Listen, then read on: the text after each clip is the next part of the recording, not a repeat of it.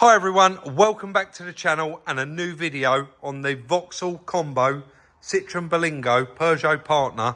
You can call it whatever you like because they're all exactly the same. This one is a Vauxhall, isn't it? It's got the Vauxhall badge on it, and I think there is some slight differences in headlights and bumpers, bits and pieces. So in the last video, we got this engine put back in that Chris rebuilt, and it runs like an absolute Swiss watch. Today is the day we're going to get this one finished, get it built up and continue on and get all the little jobs done on it.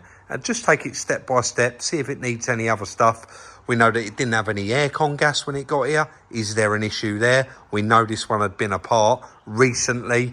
There is a couple of other little bits and pieces. I am off out to look at 3 different vehicles this morning, and I'm going to leave you with Chris. He needs to get this up to temperature because we never dumped the oil in the last video. Dump the oil, do a full service on it, and then start the process of building it back up. It's been really different doing these videos back to back on this particular car. But straight away, Chris got that up to temperature, started draining the oil there, you can see the tray underneath, and then started piecing this front end completely back together. It's very, very quick since we took it apart. So, of course, it is all fresh in the memory. We've got all the bolts in cups. So nice to see quite a few more bits back on the car.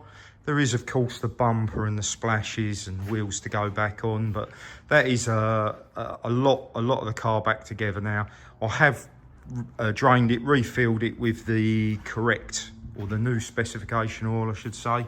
This apparently is upgraded and eliminates the problem with the oil gellifying or jellification, whatever the correct terminology is.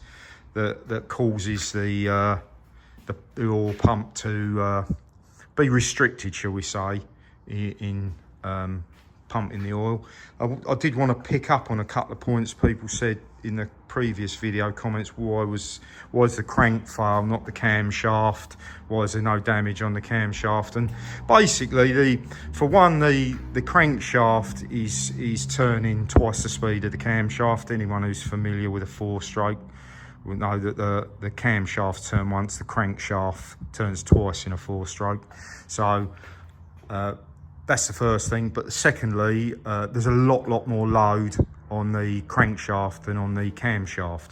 The camshafts are just operating the valves, so they're the pressure against them is the valve springs. And that's not all the valve springs at the same time, obviously, only the valves that are opening. So a lot less load, a lot more load on the crankshaft. So that's why the bearings are bigger diameter, crankshaft's bigger diameter. And that's always where your failure is going to occur first. So anyway, really pleased with that. I say the new oil in, sounds sweet as a nut. I allowed it to run up to temperature. No oil leaks, no water leaks. Sounds nice, so yeah, really pleased so far. I'll get a bit more put back together, and then I guess it'll be ready for a test drive. So let's get that done. So headlights in, all working fine, front bumper on, a few bolts in there, 2 wheel arch liners, got the driver's side, passenger side, and then there's that huge under tray you can currently see lying on the floor there. That's got to go on underneath. A little bit of heat shield that I had to pull out of the way to get to one of the previous wires, that needs to be put back on. And I think both wheels on, time for the bonnet, and job is a good one. Now, did we expect anything less than perfection from Chris? So happy with how quick we have turned this round, and a little bit different, getting it turned round and pretty much putting the videos out back to back almost. Well, they are or they're not. Close, definitely close. I can see it needs a bit of air in the tyre. Of course, it is quite filthy dirty as well. That wheel is going to need some proper acid on there to get that cleaned up. But I don't believe there's really any marks around this apart from obviously just being dirty. There's no cracks, doesn't seem to be any scuffs anywhere on it. There's a little tiny one on the door there. That won't come off. Right, and there's a couple on the back bumper. Left it, it's been left all night. It's needs a good cleaning here.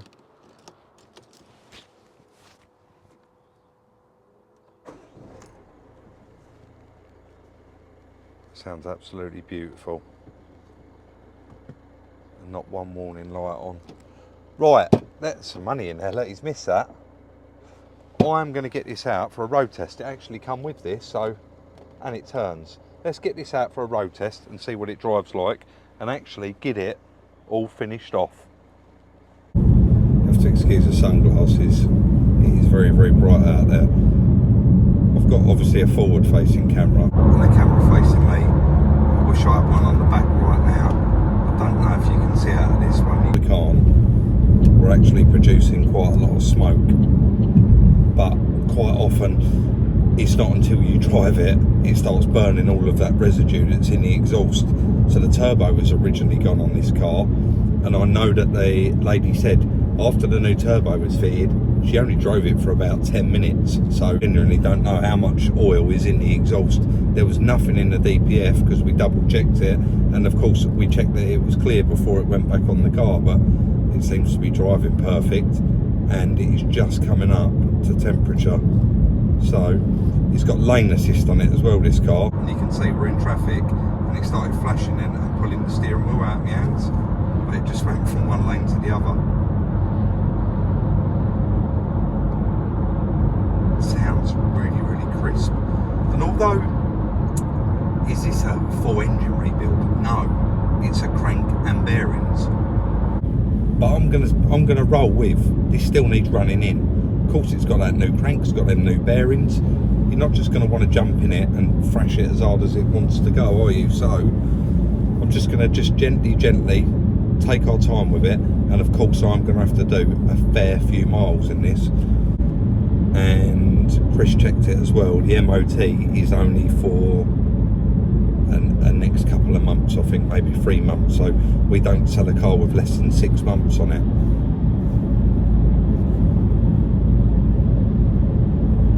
Smoke's clearing up. It's a bit embarrassing.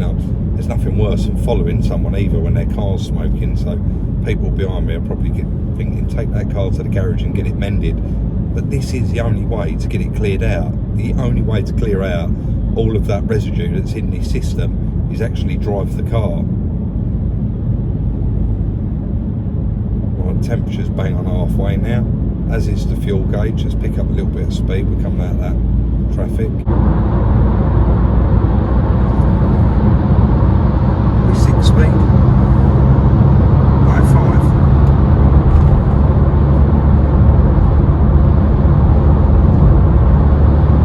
So most of you probably already know this, but in a van, in a commercial, you are only actually allowed to do 60 mile an hour on a dual carriageway. But because this is registered as a car, you're actually allowed to do 70 mile an hour in it. And I think it's something to do with the back window. Guys, someone correct me if I'm wrong.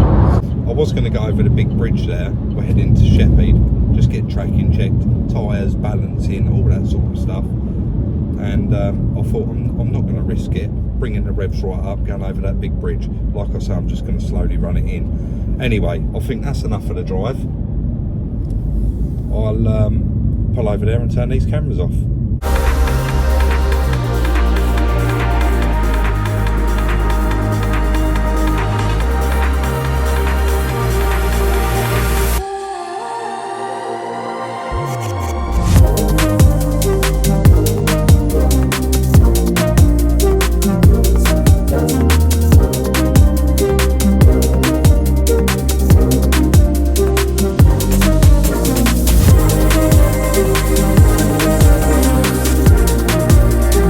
Just a must do, isn't it? Especially on a 20 reg car. 4-wheel balance, and of course go for all the pressures. Then he's going to chuck it on the tracking, do the tracking on it, just go right through it, and of course that all important aircon gas. So he just said that near side rear wheel had a 30 gram weight on it, and he stripped it off, put it on the machine, and it actually only needed 10 grams on it. But that's due to, once the tyre wears down, of course, it's going to need less on it. But let's let him continue on and get all of them done. So I was assuming, after they just balanced this up, this car, I've noticed, has got 4 brand new hand-cooked tyres on it. So I said, I'd like to think whoever had these tyres fitted would have checked the tracking. But Rich has just come in, and that's miles out, isn't it? It is, yeah. All the negatives all towing out the front. Right, but easy correctable, isn't it? Yeah. Would that have anything to do with the fact that we've had the engine out of this, we've had the drive shafts out of it, we've had the lower arms out? That probably would have caused a little bit. Caused a bit as well. Yeah. All right, mate, let's let you get it corrected. Yeah, let's get it sorted. Thank you. So Tony's hooked this up to the aircon machine, and straight away he said it's not pulling a vacuum. So he was going to charge the system with nitrogen and then do like basically leak detect on it. But he's got his little ultraviolet torch out, and straight away he can see it drawing in and the dye there. So he thinks that it's the O-ring that's gone. Luckily they've got some O-rings here, and that is only a little 10mm. So Tony's going to change the O-ring over for us and then see if it'll go on a vac, and fingers crossed that's all it is, because I don't want to be taking the condenser out of this. It's front bumper all off again. Right, let's do it. It's actually pulled a vacuum that time. You can see it's only got 3.5 minutes left, so we'll let that finish. Hopefully we can recharge it, and job is a good one. This is exciting, always exciting, and I always say it. When we're at the car wash, we're at the end of the series, and we're nearly at the end of the video. I also like watching how clean this car's come up. I thought the wheels were going to take some serious cleaning, the front ones, but a bit of their Jenny Chem, actually, TFR on the wheels, jetted it off, and it come up looking lovely. Let's take a proper look at it. Full alignment, tracking, pressures, air conditioning is blowing absolutely ice cold now, which is lovely. And then straight to the car wash for a mini valet. Let's call it a mini valet. We'll do it in the numbers in this video, how much it was.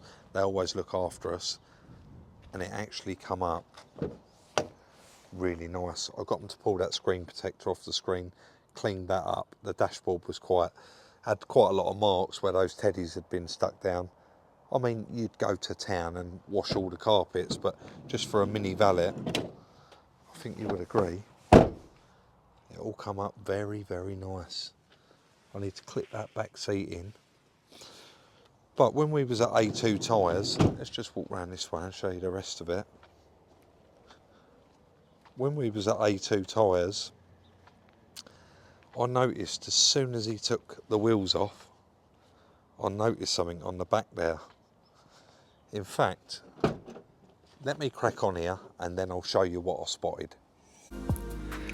So out with the trolley jack and out with 2 axle stands, crack the wheel nuts off, get it jacked up, axle stands underneath, then we can remove both of the rear wheels.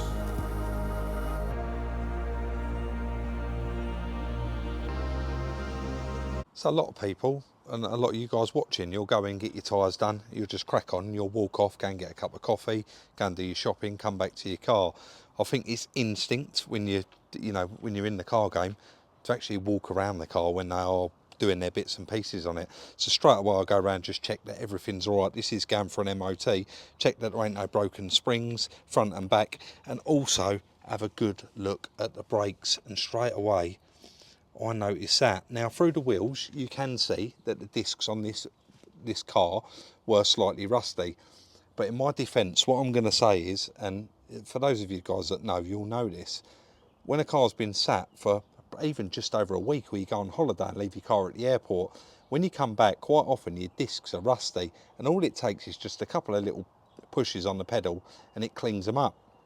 So I assumed that these was going to clean up, and when I pulled out the gate, they was noisy, but the noise did go, they did clean up a little bit. But I can see there that somebody, the pads previously have eaten into this disc and seriously damaged it. I mean, you're not going to be able to, they're actual ridges, those, they're not just lines, they are big ridges in the disc. So someone's put a new set of pads over the top of the damaged disc, and I thought, well, I can't leave it like that. So I went straight round to Cat Components. Again, inexpensive, we're going to get to it in the numbers.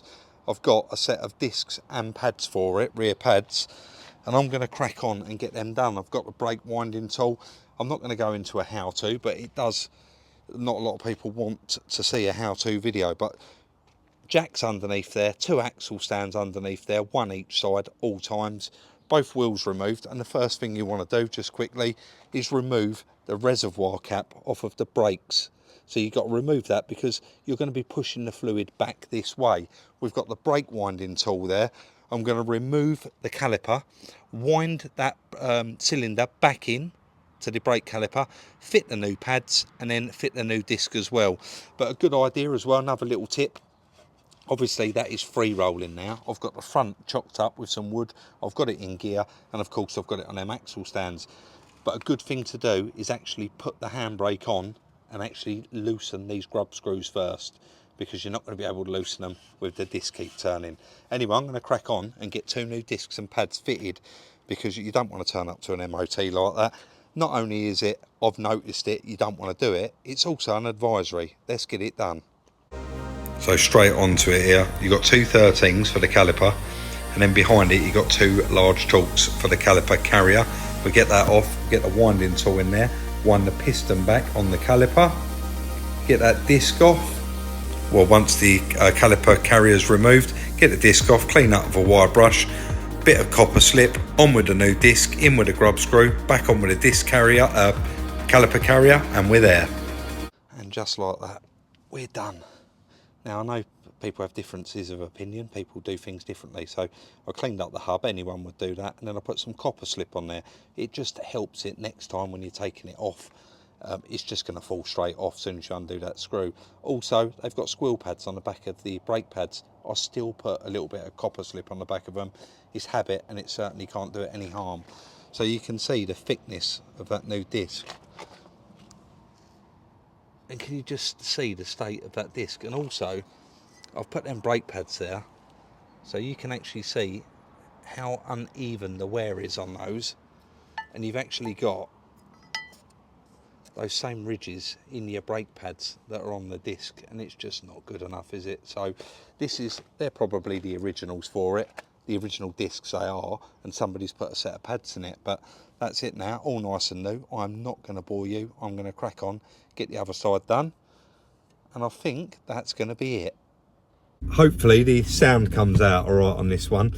I must apologise first of all. Earlier on I changed it a little bit with a front facing camera and a rear face and a one facing me. Not done it before, and I thought I'd give it a try. So I didn't need a microphone for this one because I was so close, but this one that was here, it was picking me up, but it was pretty quiet. So I doubled the volume that it was from 100% to 200. So hopefully that was okay. A little bit of an apology there. I thought I would sit here and do this video in this van.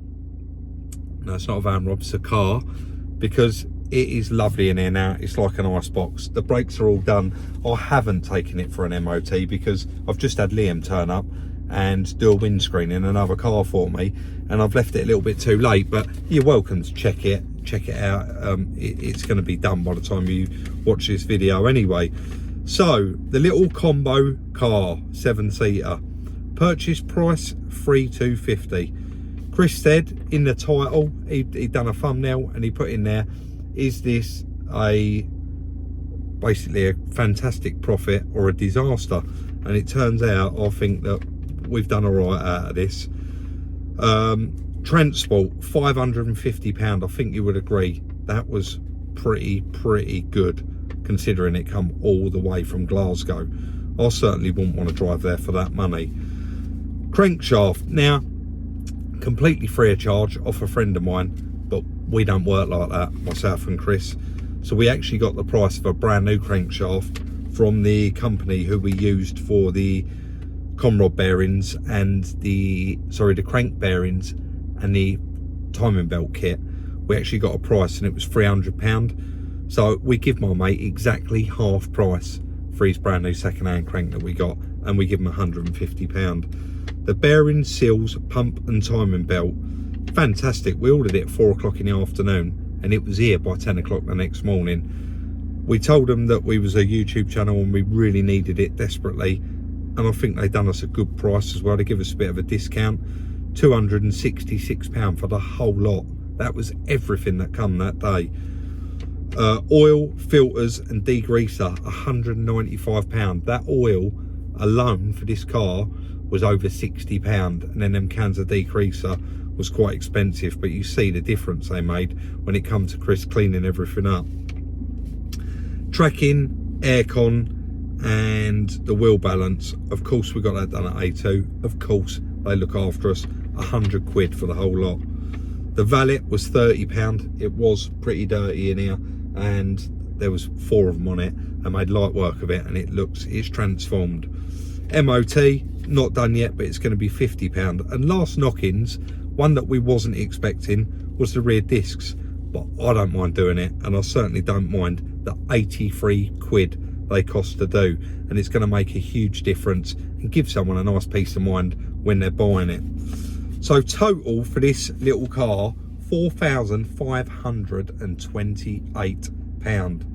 I'm trying to think of that title that Chris said. Is this going to be a money maker or a serious loss? And this is a serious money maker, because I've just been through eBay and you cannot find one of these for less than 12,000 quid. They're just not on there. What the cheapest one is 11,995, and it's done 58,000 miles, and the rest of them are dear, but they've done super low miles.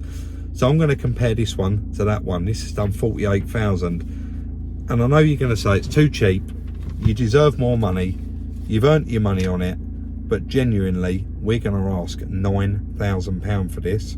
There's no service history with this car. We don't think it's ever had a service. So we're going to ask £9,000 for it, giving a pre-tax profit of £4,472. That is unbelievable for the work that it's been to earn that sort of money. But that is also leaving a huge lump in it for the next man. They go on Instagram for sale, and if you're interested, it's fastest finger first that messages me on email, sales, SIUK@gmail.com. They're never for sale until that post goes out. I'll get a lot of emails saying, but I'll pay more, Rob. I'll give you a little bit more, and we just won't work like that. This works fine for us, and that is exactly how we're going to do it. If you did enjoy this video and you haven't subscribed already, hit that subscribe button, hit that thumbs up. We really do appreciate it, and of course it shows your appreciation. You can follow us on Instagram at Salvage Rebuilds, follow Chris on his personal one, Salvage Rebuilds Chris, and don't forget, if you've got something for sale or you know someone that's got something for sale, drop us an email, salesSIUK@gmail.com. Of course we always pay a finder's fee. Please don't send us links for Facebook. We do not have a Facebook account, and also Copart links, because we already go through and have a look through those anyway. Hope everybody has a great rest of your day, and we'll see you very soon in the next one.